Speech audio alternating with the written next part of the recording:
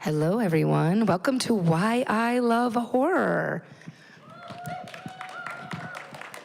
So my name is Becky Siegel Spratford, but I'm going to introduce myself in more detail last, so we talk about the book.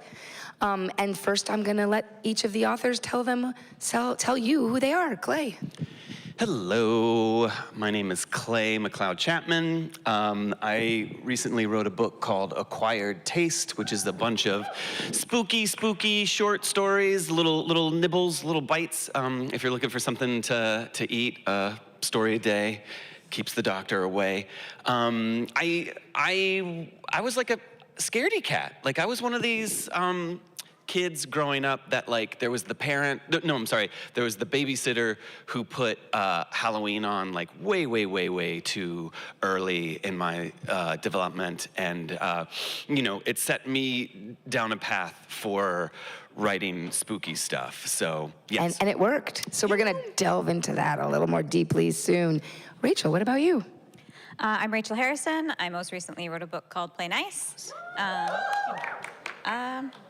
Yeah, cool. How many people here are horror readers and lovers?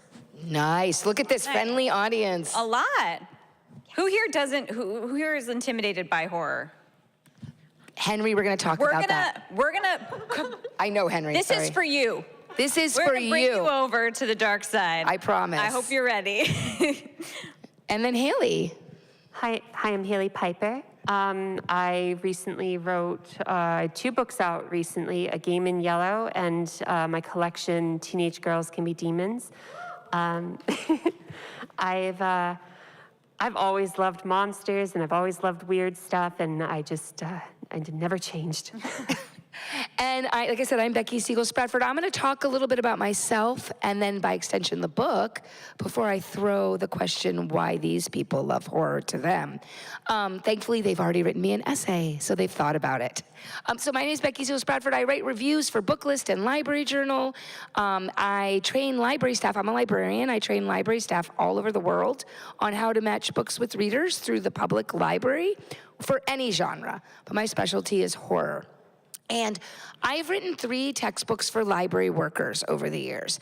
And really what they are teaching them 3 editions of the books, teaching them what they need to know about horror, what they need to know about the readers, and what they need to know to help horror readers find books. And why this has been so important, and it's changed over the years, just like the makeup of this room, when I started back in 2000 doing this, would have been different. Not as many hands would have gone up, but there have been studies done, and they're in my textbooks, of library workers, the genres they're most, pun intended, scared of. And horror is always in the top 5. It's actually been number 4 for a long time. To give you a sense, Christian fiction, romance, and I think it was fantasy, although I think that wouldn't be anymore as much. And why the workers are scared isn't just because they weren't comfortable with horror. It's because, if they don't like being scared, they don't understand why someone else would. And that was the goal of my books. So one of the phrases from the textbooks I used a lot is, your horror readers aren't monsters, they just like to read about them. And that's been my way to be an entry point. Over the years, I have become the #1 professional horror in America, meaning I'm paid to review in terms of numbers of horror books in America currently. So I've read a lot of books, and I've met a lot of authors, and some of them, like these, I've become friends with over time. And I did a series for many years called Why I Love Horror. Hailey participated back when it was just on my blog. I like to say, like all good ideas, questionable ideas, it began on the internet, right? So I had a series, to go with my books, I had a series of essays every October, and they're running right now as well with some authors. And I asked them, I said, for a blog, I said 1,500 words or less. Answer the question why I love horror. It was invite only, and I told the authors, and I sometimes had people in the horror world who weren't authors themselves talk about why they love it as a genre, and if they were a writer, why they then dedicated their writing to this, right? Because you could write anything. Why write horror? And I told them, the authors, the reason you're doing this is to provide an example for the thousands of library workers who read this every October an example of a person who not only likes horror, so you have a sample patron of someone you can see, maybe learn how to ask the person in front of you why they like horror as well. Well, you know, Clay likes it for this reason and Hailey likes it for this reason, but also to introduce them to authors they may not have known about and to help build their shelves and their collections. And it's funny because I was talking, I think, with Clay about this. It was exactly 2 years ago, like right now, that all the essays were due for this book. So what I did was I reached out to a bunch of authors and said, hey, I'm thinking about making this a book. I don't have a book deal. This is important to be remember for 1 minute from now. I don't have a book deal, but would you be willing to do it? And they're all going to talk about when they got that email, how they reacted to that question. But most of the people I asked said yes, and the people who said no had a really good reason and felt terrible, and then gave me blurbs for the book, which means a lot to me. I said, I don't have a book deal yet. Are you willing to do this? They said, absolutely, count me in. I'm gonna give you 2,000 to 4,000 words. We're gonna make this happen. And then I got a book deal with a dear friend who I've worked with for many years, Joe Monti at Saga. But before that, between when I asked them and when I got the book deal, this one sent me an essay. And I said, Clay, this essay's great. I don't have a book deal. He's like, it'll be fine. He did a great job, and I'm gonna let him go first since he turned his in first. And thankfully we got a book deal, and everyone else waited, thankfully, till they had a contract. Because I would have felt terrible if I had all these essays and I was like, you just wrote me something and I have no money for you. But, you know, everyone in this book, and they're gonna talk about their stories, but everyone in this book, and I'm gonna be forever grateful to this, they all said yes, fine. It's fine to say yes. But all of them brought a piece of themselves, something extremely personal, and I don't take that lightly. They shared something about themselves that they did not have to with readers. They showed why people love their works, because all of their essays showcase how they write, and showcase why people enjoy them, and show how they got to where they are by sharing this very personal story. I started with an essay about the whole idea of what I do, which is called Reader's Advisory, why I ask people why they like to read, and match them with books on why they like to read, not what happens in the book. And then for each author, I did an introduction of who they are, like why you should care if you don't know, what their essay was about and why it's in the order it's in, because I took it very seriously, like it's a mixtape, right? I'm old, I'm Gen X, but like a mixtape. And then what book you can start with if you don't know them, and who they are like. Like if you like them, who else? A read-alike, we call it. So for example, for Clay, I said Nat Cassidy is also a local author, and this year I asked some of those read-alike authors to write me why I love horror essays for my blog. So that's a nice tie-in there. So if you're interested and you liked the book, you should go and look at it and read Nat's essay that he wrote for me. But the big thing I wanted to do was show the world, the feedback I'm getting is, wow, I love horror, and I showed this book to my family who thinks I'm a bit crazy for loving it, and now they're like, now I get why you love it. Or people who are like, I've heard about horror. I knew one of those authors. Like, I heard who Josh Malerman is. I watched Bird Box, and now I met all these other authors who I didn't know who they were, and I'm gonna give them a try. So that's what the book is, and that's why I did it. But now I'm gonna let the authors talk about what happened when they got that email and how they approached their essays. And that's gonna be the bulk of this conversation. Clay. You're telling me I could have waited and sent the essay in later? I mean, you could have been John Langan and been last. There you go. But he made the deadline. Well, I extended it a little. I mean, I think it should be said kind of straight out of the gates that there are certain people who are kind of working and operating within the genre that are like kind of spend their days doing nothing but getting other people to read works within the genre. And I think, you know, we're really lucky today. I mean, we have Ellen Datlow here, Becky, you're here. Like, there's certain people who, it just seems like they are trying their damnedest to get people to read good, spooky stuff. And so I feel as if you've spent the majority of your life talking about our books, that when it comes to like, hey, I'm working on this collection, you know, the answer is just going to be yes. Like you have, like when Becky says like I'm doing this thing, do you want to be a part of it? Like it is, there. That's just the no-brainer. But then you're tasked with like, well, what do I have to say about horror and why do I love horror? And for me, my essay, I feel as if there are those authors who can articulate it to such a degree that like, when I read Paul Tremblay or John Langan, you feel as if like school, like classes in session, you're kind of learning of this kind of rich history of the kind of fabric of the genre at large throughout the centuries. I feel like I wanted to take an extremely kind of personal route. And like, I mean, the majority of you guys raised your hands and said, I love horror. But then to ask yourself the question, why do I love horror? I wanted to do what I call kind of like writing a horror autobiography, which is just like, can you, throughout the course of your life, you know, starting at childhood all the way on up to yesterday, kind of speak to those intersections where horror kind of entered into your life and kind of like pulled you or pushed you or, you know, prodded you down that particular path. So for me, it was really just kind of like this episodic kind of tapestry of like, well, this moment in my life happened, and then this moment happened in my life. You know, there's that babysitter popping in Halloween. There was that one moment of, reading this book at an age where like maybe I shouldn't be reading Stephen King. But it all kind of informs a greater tapestry of just who I've become, and you know, for better or for worse, like it's always been horror. Like I've just kind of gravitated towards that, and that came with this kind of desire to tell stories and share.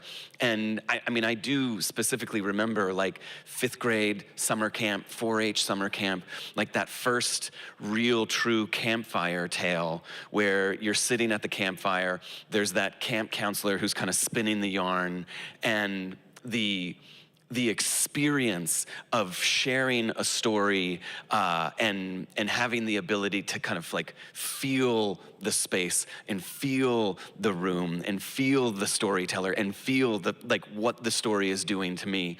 It was the legend of the Hailey Piper. Like that was my like Blue Ridge Appalachia folklore, and I loved it. So I don't know, I guess my kind of like question to you all is like, is there, like, do you have a horror autobiography? And like, can you remember like the book that you read too early or the movie that you saw that you were like, that kind of like prodded you down a path, and like, what's the next stop on that map, and what leads you to where you are today? Thank you, Clay. And you did, it definitely, it's funny because Clay's came in first and he was like, well, is this good? And I'm like, it's good, but I don't know how it's gonna fit in, right? Because it was the first one. And I will say, and this is gonna lead into Rachel, I thought it was great. I was like, oh, it's episodic. He does touch on these moments and then he brings them back to other moments, and unites it all really well. Like you said, going up to the present, to your own life as a father and how your fears change when you are a father. But I was kind of like, is everyone gonna write this? Oh my gosh. And then I got a little worried because he's like, well, is it gonna be like everyone else's? But it wasn't. It wasn't at all, because it's not just because they're all different writers, they all have a different reason they love horror. And I loved learning that. I knew that, but it came out in different ways. And I think, Rachel, you had a unique entry into writing this and then how you found your voice for this as well. Yeah, so when I got the email from Becky, I kind of had the opposite reaction as Clay. I was sort of like, I don't want to do that. Not that I didn't want to, that was like, I don't like to say yes to things if I don't feel confident that I can pull it off. And I write fiction for a reason. I like to use my imagination. I like to kind of leave myself out of it. And to write a personal essay, it should be personal. And also, I was a little insecure because I was not the kid who read Goosebumps. I was terrified of everything when I was growing up. I never thought I liked horror because, like, I would go into not even Blockbuster, when there used to be like independent video rental stores, and see the cover of a VHS and be like traumatized by the like, you know, whatever horror VHS I saw. And I would come home and be terrified. And like, I had the entrance to the attic in like the ceiling of my closet. And so every night I would, which is kind of very play nice, but I would sleep with the covers over my head, so only my mouth and nose were out, because I was like, the monsters won't see me. And I remember I saw Blair Witch Project when I was like 11 or 12, and I was traumatized for weeks. Like we had just moved into a new house and we didn't have window treatments, and it was in the woods, and so like I would just see the like branches, shadows on the wall, and was like, I can't take it. So I had a very strong reaction to horror. I get very attached to stories. I experience stories emotionally as if they're happening in real life. I can't really watch something and be like, okay, and move on with my life. I'll watch something and be like, or read something and feel those emotions and carry them with me. So I always thought horror's not for me. I'm too sensitive. And then I got to college, and one of my roommates was like, true horror fan. Like we were snowed in one weekend. She's like, we're watching The Shining, the Kubrick version, and the TV miniseries. And like, we sat there in the snow, we like snowed in watching these, and just like the rest of the roommates were like, and she's like, this is great, right? And then my sophomore year, I was a screenwriting major. My sophomore year, my screenwriting club did a contest for writing a horror screenplay, and I wanted to participate. So again, I like went to my roommate and was like, what recs do you have for me?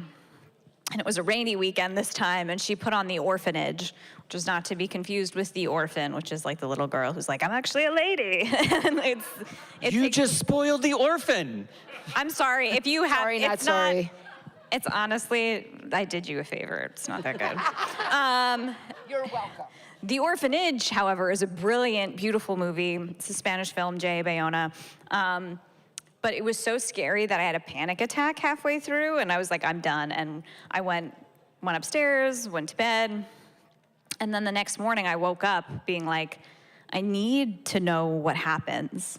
And that was what I like to call my I love Josh moment. I don't know if you guys have seen Clueless, where she's like, I love Josh. Like that, like, it was like a rom-com where they're like, oh my gosh, we have actually been meant to be together this whole time. Like, I don't hate you, I love you. It was like that kind of like moment. And then that I had with horror, because I realized my sensitivity to it wasn't a weakness, that was actually a strength, and and was an indicator to me of how powerful the genre can be. And it wasn't a bad thing that it made me feel so much. That was actually a really good thing. And so that's how I came into horror and started embracing horror. And I wrote a screenplay and won that contest. But it took me a while to come to the genre, and I was like, so how am I gonna like talk about the origin story in a way that makes sense? Or like peeling back the like, that story is like the surface story of how I came to realize that I like horror, but like underneath it, why have I dedicated my life to this genre? Why do I spend all of my time writing books in this genre? Why does it make me feel so much? And so that was the challenge for me of this essay, of being like, okay, yes, that's like technically the origin story of how I was like, oh, I like the genre, but what's deeper than that? Like, what's the meaningful, why is it meaningful to me? And like, what about the genre sustains me? And what about it do I find cathartic? Because that's why I love horror, because it's cathartic. So that's sort of how I approached the essay, yeah? Yeah, I mean, because it's interesting, because I don't know if any other genre does this, but like it is almost, you can almost expect that like the non-genre reading people out there will constantly ask you the question, why do you like, why do you do this? Like, why do you write this stuff? Like, why, you know, like the why of it all is such a kind of like all-pervading like, It's a question we get all the time. Yeah. Like, why do you focus on and this? I think for me, like I remember being at a party once and telling someone was like, "What do you do?" I was like, "Oh, I'm a writer." And they're like, "Oh, what do you write?" And every time I say horror, they're always like, "Really? You? Like you don't look like." I'm like, "Then what does a horror writer look like?" Or they're like Stephen King, and I'm just like, so like yes, but like He's not in the book on purpose. expand your. So I think it's interesting, but it's like a lot of responsibility to put into 2,000 to 4,000 words. And again, I was like, is this going to be interesting? How do I write it that it's interesting to people? Like, and also, I love to be like, and now there's a monster or there's a ghost, and it's like, I can't rely on my typical like. It's just me talking about stuff, and I think there's kind of strips back a layer of like protection, and so it's a vulnerable thing, and so that's why originally I was like, she sent us all an email, and then I was like, I don't know about this. blind copied, but I listed the authors. But no, and then a few days went by and I hadn't responded, and then she sent a separate email with me, Josh Mallerman, and Paul Tremblay, and they both said yes in 2 seconds, and I was like, what am I gonna say no? And like Josh Mallerman and Paul Tremblay said yes. Like, who do I think I was like, who do I think I am? So it was like light peer pressure, but I'm glad I did it, and I was glad. Usually I don't like to challenge myself in that way. Usually I don't like to be like vulnerable in that way where I'm just like talking about myself, because I think it, if people don't like the protagonist of the essay, it's like, oh, that's actually me. Like in my books, I can be like, well, it's not me, but this is like, well, if you find her unlikable, I got bad news for you. So, Well, and that's what I actually didn't notice really that Rachel didn't answer quickly. I was just making sure it didn't go to spam, because for some reason sometimes Paul's emails go to spam to me all the time. So, which is weird, I know. So, but I did really appreciate your voice, and I get a lot of the same things Rachel does. Like, what do you do? Oh, I'm a librarian. My specialty is horror, and they look at me like, you, or like, ugh, you know. And that is a lot of what these authors are doing, are tearing it back, but they have to break that wall from their fiction, you know, of who they really are. And that's really important, and thank you for doing that. So Hailey, this is the first time you're on a Why I Love Horror panel. The book's been out a month, and we've been doing this. I've done multiple events with each of the other two. But how did you address the essay and the question, and talk about your essay a little bit? Well, so when I got the email, it was kind of just like, not another nonfiction. But because I'm like Rachel, I prefer to imagine stuff. I don't want to talk about, my stuff. But to go off of something Clay said about, like, the people who bring horror out to everyone else, is like, I can't say no to Becky. Like, I can't. So my introduction with it is kind of silly, and then takes a dark turn, as opposed to kind of like being separate from it and then, finding, oh, I love this. I've always loved horror. I've always loved monsters. I have memories of being 2 and 3, and when I say as far back as I can remember, I loved Godzilla. That's always been part of my life. And like, that's a type of horror that's like, okay, sometimes that can be very dark, like the movie where it literally is a symbol of the bombings of Hiroshima and Nagasaki. Or it can be very silly, where it's like, oh, Godzilla's the hero and there's some other monster, that's the horror. And so it was very kind of surface level for a little while, of just like, oh, I love monsters. I love weird things. It took some time before I realized what horror was doing for me, which was that I had a lot of problems. I was constantly anxious, uncomfortable, afraid.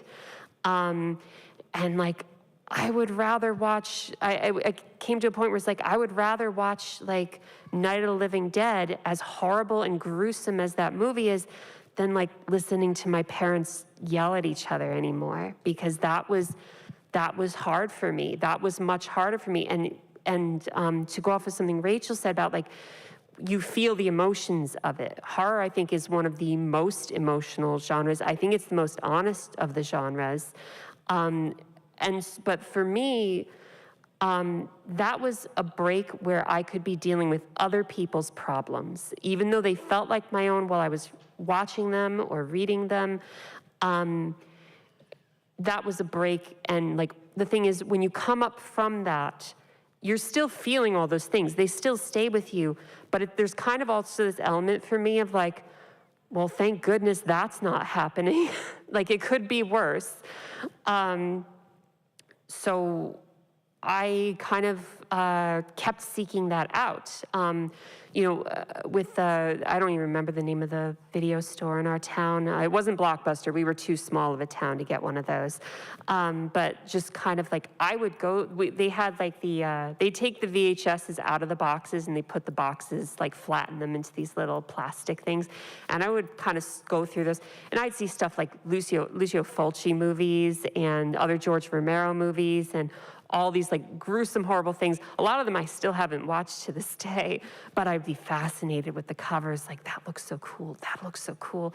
And as I got older, it was very much like, I realized the catharsis element. I realized that I think that you can find out more about who you are through horror because it is such a carnal genre. There really aren't limits to what horror is, and it can infect other genres without you thinking about it. I think the most classic example is the first Star Wars movie. The whole trash compactor scene with the monster in it and stuff, that is a horror scene in a sci-fi fantasy movie. And like, that's stuff that where I have family members who, younger, like ones who would leave the room during that scene, whereas I'm just like, what's the monster Hailey, look that like? was my favorite scene. Now I've learned so much about myself that I didn't think about yet. That's awesome. Like, I just was like, and I didn't understand the whole like, oh, hiding stuff is better for the suspense and the fear, but I was like, what's the rest of the monster look like in the trash? I'm sure there are drawings of it now, but I don't want to know now. Now I'm happy that it's just an eyeball and a tentacle. But yeah, so with going into the essay, I was very much just like, I wanted to get across those feelings of just like, this is a safe place for me. I feel more safe in horror fiction than I do reading a lot of other things. And I read all genres like you do, Becky, but like, sometimes I feel more tension from them trying, like certain ones trying to impose safety. I'm waiting for, like, it feels like the first half of some movie where like, that the axe murderer is about to bust in on a scene where the characters don't realize they're in a horror movie. So for me, I'm just like, am I secretly reading a horror book? There's just that tension in the back of my head where I'm just like, I'm waiting for the bad thing to happen. So when I'm reading horror, when I'm watching horror, it's more like, I can let the dread take me because I know that something bad is going to happen, and I'm okay with that because I get to feel all of that. So in writing the essay, it was just kind of like, I kind of just blurted a lot of stuff onto the page. It's just like, these are my feelings. This is what it is. I can't change that, and if I try to reel it in, it's just not going to be worth reading. So it really is just a matter of like, yeah, does it sound silly a little bit to some people that I'm sitting there like quoting Ishiro Honda or like talking about like Godzilla? But it's like, yeah, maybe. But I'm also talking about how like, people will say, oh, kids shouldn't read horror. It's like, kids experience horror. They need horror as much as adults do. So there's a broad range of all things. And that's why the essay anthology is so great, because each of us coming at it from a different angle, each of us having these different perspectives, and you can see just how broadly like horror can reach into different people. I love what you just said, because I think as somebody who's anxious, and I think a lot of horror writers and readers tend to be anxious, I feel like when you get the question of like, oh, well, why horror? Because the world is so crappy and bad things happen in real life. And it's like, yes, but when you are interacting with horror as a genre, there's a contract between you and whatever piece of media or art that you're interacting with, that you understand that bad things are going to happen. And I think there is something, as somebody who tends to be anxious or who has experienced, bad things, or who is sensitive, and like you see there's tension in your household growing up, or like you see, I'm a millennial, and we all like lived through September 11th. I'm a millennial, and that's it. Yeah, I'm a millennial, but I think there's something cathartic and safe about knowing, like, this, like, artist understands the world and acknowledges the bad things in the world. And there's a safety to that, and there's a safety to knowing, like, I am going to be scared, I'm gonna be unsettled, I'm gonna experience dread, but I'm experiencing it in this contained environment, and I get to engage with that emotion in a safe space, in an artistic space. And then when it's done, I feel better prepared to interact with the horrors of the real world. It's like stretching before exercise in a way. Yeah, if you think back to when we were children and the stories that were told at bedtime, like Little Red Riding Hood has a practical function, which is you're learning how to survive an attack. So like that idea, like I was talking to someone else about this, and it's like that story actually has a very specific function in its origins, which is like, oh, what big teeth you have, what sharp claws you have. Like those are survival techniques that are given to children to, like, when they're out in the field, little cave boys and girls, like they're like, maybe be careful with that wolf because they're there to eat you. And I think that, like, horror kind of at large allows us to kind of like either educate ourselves on the kind of terrors of the world, or kind of give us that emotional safe space in order to kind of explore the emotion and come out the other end of it feeling as if we've processed it, and it helps us survive. And yes, and that's another thing. Although I love the idea of like Neolithic Red Riding Hood. But the thing is, when we're creating horror, we're expressing things. We're expressing our own anxieties, our own feelings. And then when you're reading that, you're not alone in that. We always express stuff. So you're in there with us, or when we're reading, we're in there with the author, we're there with the movie makers. Like when you are experiencing horror fiction, you're not by yourself. So, and all of this is when people ask me, like, because I get the question, why is horror so popular now? And I said, horror has always been popular. If you think about it, and Clay mentioned it, like children, like the first stories you hear are scary stories by the campfire, or fairy tales, which are horrific and are there to teach you a message. But one thing I found community with horror writers is that anxiety. Like, I was such an anxious child. I had to go through the Lincoln Tunnel all the time because I lived in New Jersey and my grandparents were in the Upper West Side. And my grandfather actually bought me a worry doll because he knew how hard it was for me, to get through the tunnel every other weekend, right, to come. I need one of those. Yeah, yeah. Well, and then like I had a coach in high school who said, Becky, you have to stop worrying about the things you can't control. And one of the things about horror that I've always been drawn to, scary and weird stories. I've been asked to go on a lot of podcasts to talk about this book, and one I went to is the Scares That Shape Us. And he said, well, what do you want to do? I'm like, I want us to do Where the Sidewalk Ends by Shel Silverstein. He's like, oh. And he went back to read it, and he's like, oh yeah, this is terrifying. And for an anxious kid, I read that book, I listened to the tape so many times, but it took me years to understand why it gave me comfort, why I was loving these stories of like, Ickle Me, Pickle Me, Tickle Me Too, who had this great adventure, and then the end is, and no one ever heard from them again. Or a guy who's writing a poem inside a lion because he's been eaten. Like, I was just drawn to it because I was so anxious, and these were stories that really talked about all the things in the world I was anxious about, but gave me a story and made me feel not alone.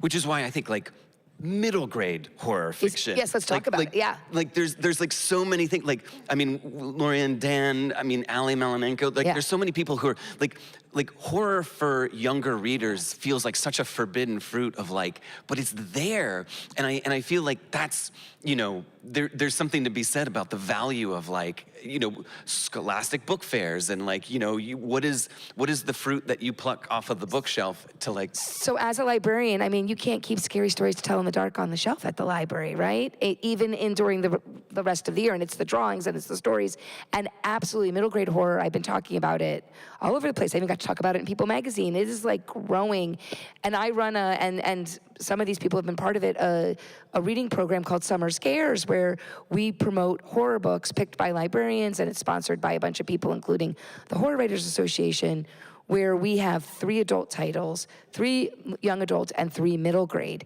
And we love getting the middle grade books. In fact, the librarians we come to, the public and school librarians, are like, thank you for having a vetted list of these books and of read-alike options, and we can talk about them. And let me tell all you out there, you think you can handle scary books? Go read The Nest by Kenneth Opel, which is for middle grade. It is one of the most terrifying books you have ever read. And don't tell me that kids can't handle scary stories, because they can. And that's the other thing. You're a millennial. I'm the parent of 2 20-somethings. And the world is terrifying for them, right? Even growing up in a family where we could afford everything and they didn't have to really, you know, worry about that. They are terrified of the world and what it's going to be. And they love horror. They love reading it. They're unabashed about they love it. And that's why you see books now blending horror into their stories.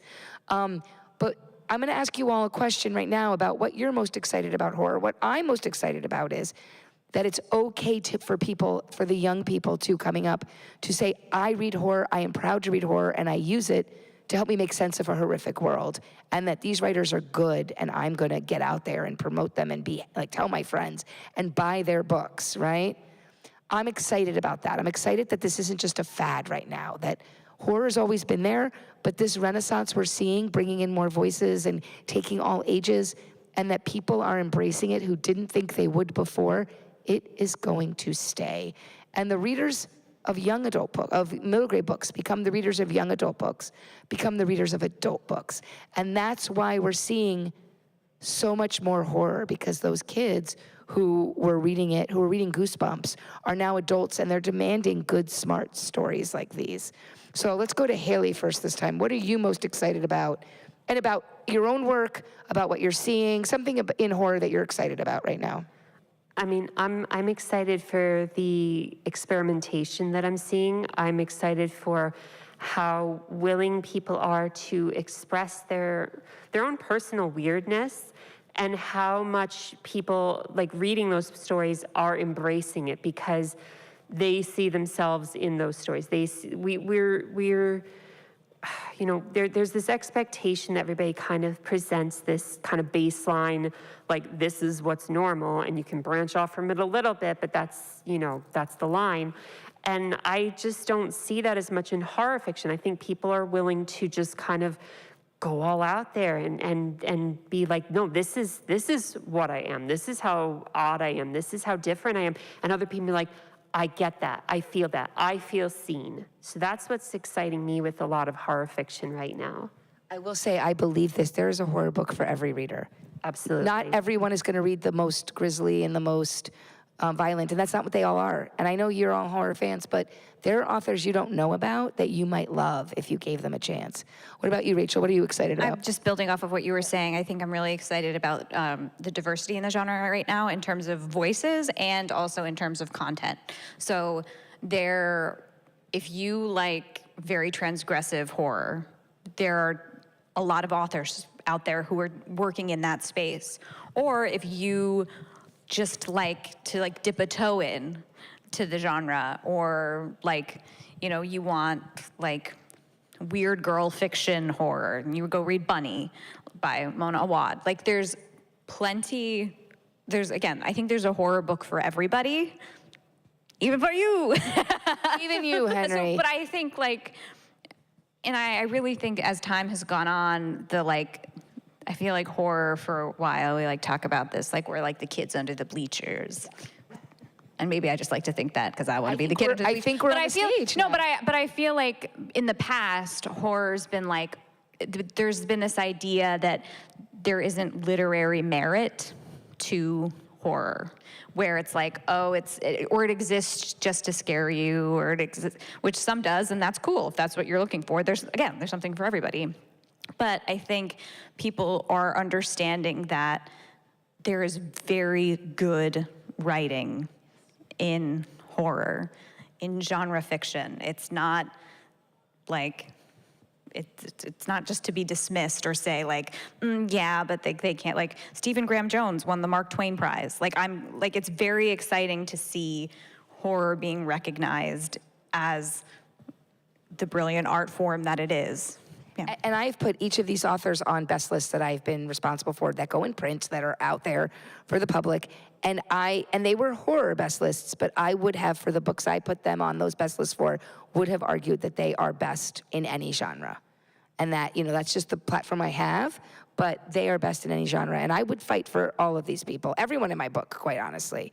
I would do that. What about physically fight? She would. I might. I am a Jersey girl. She'd throw fists for all of us. But we would all stop if Living on a Prayer came on and start dancing. That's true. Because we are Jersey girls. Clay, what about you? Henry? Yeah, sorry, I know him. No, I'm curious. You've been put on the block now. So you don't read horror?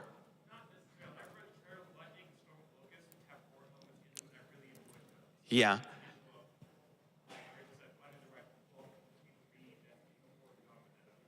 Yeah, so, okay, what would we give Henry to read? What is the suggestion?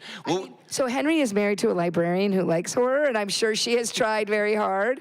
But Henry seems to like darker fantasy and science fiction, but darker fantasy. So maybe like a T. Kingfisher horror book? Yeah. Alexis Henderson. Henderson. House of Hunger, if you're like vampires, Year of the Witching is sort of like a dark fantasy. Salem, An Academy for Liars, if you kind of like the dark academia. I'm trying to think. I actually think Cass wasn't able to make it in time for this, but Nothing But Blackened Teeth by Cassandra Caw. That one is, because it's steeped in actual folklore, and it's terrifying, and there's really no blood. but Clay is diverted from answering the question about what he's excited about. He's excited about Henry. Yeah, no, but Clay. this is this is my answer to your question. Yes. Where it's like, there is, I do feel like this is a great time to kind of show a range of diverse voices and stories to tell.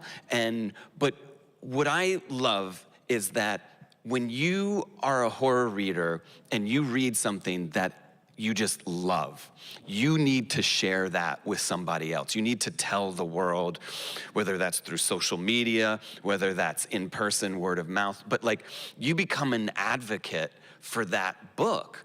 And I'm sure other genres do that as well, but I feel it very strongly within the horror genre, where it's like, oh my God, I just read this book, and it's amazing, and I need someone else to read it, because the experience of reading it myself is almost, it's not done until you like transmit the virus to someone else. Like you have to spread it. And like, I just love that. Like just yesterday I was on an airplane to get here, and I was reading this book, this arc called Hex House. Yep.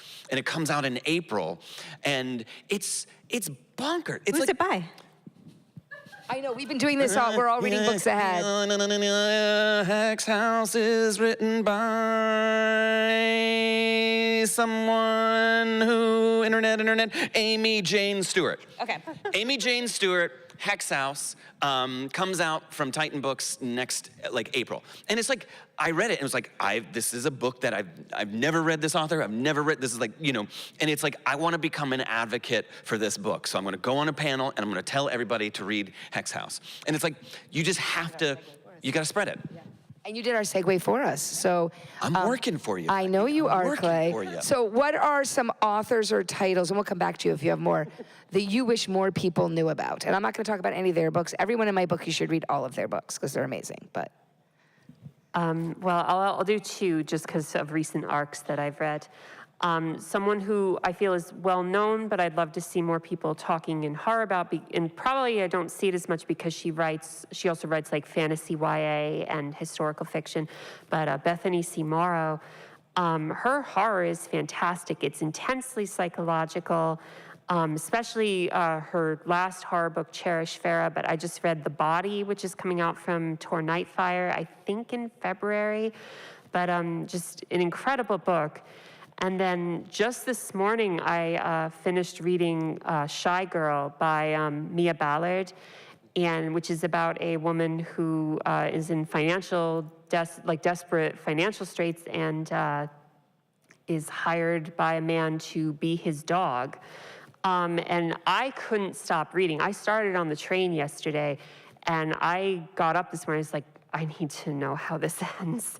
I was almost late for the shuttle here because I needed to finish this book. So that's where I am with that. What about you? I mean, Alexis Henderson, I think she's incredible. I love her YA debut comes out shortly. I can't recall the name of it. I'm trying to think who else. Go to Clay, and then I'm still. Well, I'll go. I'll let Clay go. So like I said, I review that. So I was pulling up one that really made a mark on me that was in my October column of Library Journal. I got to interview the author, and her name is Beatrice Winifred Eicher, and they are they do a podcast about Black science fiction, fantasy, and horror, which I didn't know before I did the review. But it is this really awesome convoluted tale at an HBCU that's in the mountains in Appalachia, and they're considered like the most prestigious HBCU. And there's this story that they're like blessed, but it turns out they're kind of cursed. That there's this hoodoo magic and there's this monster that is related to the founding of the college, that they basically made a deal with the devil to keep them safe, so that like the Klan never came and tried to kill them. But there's a price to pay when you have that safety in a world that's extremely racist, to be able to say that's safe. But it really works in, the main character is a practitioner of hoodoo, and there's a lot of historical narrative in it as well. The main character is also a historian of Black Appalachia, and it's really steeped in authentic history and culture, but it has an original dark academia frame, which I feel like dark academia is another one of those ways people can come in to horror. But what I appreciated about this book was this author, they know speculative fiction, and they know themselves. And they were able to create this book that felt wholly original, but also really authentic, but had enough touch points that I was like, oh, I see what you're doing there, and you're grabbing this trope and you're making it your own. And I love when that happens. And then another book I read that was very weird for that journal, for that column, it's called The Sofa. The last name of the author is Munson. It is Kafka. It is a Kafka story, but it's, now. And it's one of those stories where this man, the sofa causes, is the sofa possessed? Is it not? Is this person just going wild? And I wrote in my review that you will give your couch the side eye forever, which is a great thing, right, that this book can do. But my editor keeps sending me emails about other things, and she always just puts P.S., can't stop thinking about the couch side eye. Like that's it. The review left a mark on her, to go read it. So I was shocked. There's a book I never heard of, an author I never heard of, a small press. And I'm not gonna stop thinking about that couch. The Sofa, Henry. You have to read The Sofa, okay? Maybe not The Sofa. Maybe I'll make a spectacle out of you. We're gonna work up to the Yeah, we're gonna work up to The Sofa, because it's like, it is, what psychologically unmooring, which is what I also called Clay's acquired taste, psychologically, in my review, psychologically unmooring. That's so sweet. I know, isn't it? Everyone who likes horror is like, that's awesome, and everyone else is like, what? That's good? There are two books that I can't stop thinking about that I've read this year. And one of them was Old Soul by Susan Barker. It's just a stunning book. It's a beautiful book. I love that book. And You Weren't Meant to Be Human by Andrew Joseph White. Don't read You Weren't Meant to Be Human, Henry. Don't. Like, that you're not allowed to read that for 10, 15 more years, okay? PG-37. Even his YA maybe skip too. That book is phenomenal, and I got to sit next to him while he was signing, and we talked about it. Oh, brilliant. How about you? More? So I was here on this stage like 4 years ago, and I met Gus Moreno, who wrote a book called This Thing Between Us, and everyone was raving about it, and I was like, all right, like I gotta read it, and like completely blown away. That's one of my favorite books of all time. I highly recommend that book. I also really love, there's this book called The Unsuitable by Molly Pollig, and it's like if like you ever like read Jane Austen or watched a Jane Austen movie and were like, I wish this were goth. Like, I wish she were goth. Like, that's kind of the vibe of the book, and I love that book, and I think it's like a hidden gem. And then another one of my like this book kind of went under the radar. It didn't break out huge, and I just think it's brilliant, is The Militia House by John Milas. It is about a team of, I believe they're Marines in Afghanistan who their job is to kind of like offload helicopters, military helicopters, and there's this old militia house that kind of has some lore around it, and it's one of the best haunted house stories I've ever read, and I just think it's like subtly funny, it's dark, it's scary, and so those are some, I try, if I'm recommending a book, and it's like usually I like to have that personal thing. I'm like, what do you like? And to give the personal rec. But Good just job. You could be a librarian. Just, Good job. I love that. Just be like, what's your favorite, like, what do you order at Starbucks? Like, I like to get like the full picture. But I try and recommend books that like you probably haven't heard of. And I think Gus Moreno, This Thing Between Us, The Militia House by John Milas, and The Unsuitable by Molly Pollig are three books that might have flown under the radar that like are brilliant, like just next level genius, amazing books for, I think, across genre. Like even if horror isn't your thing, I think you can pick them up, and one of the three that you will gravitate toward. So library workers here at the library, listen up. Rachel just gave you the best display idea. Match your book to your Starbucks order.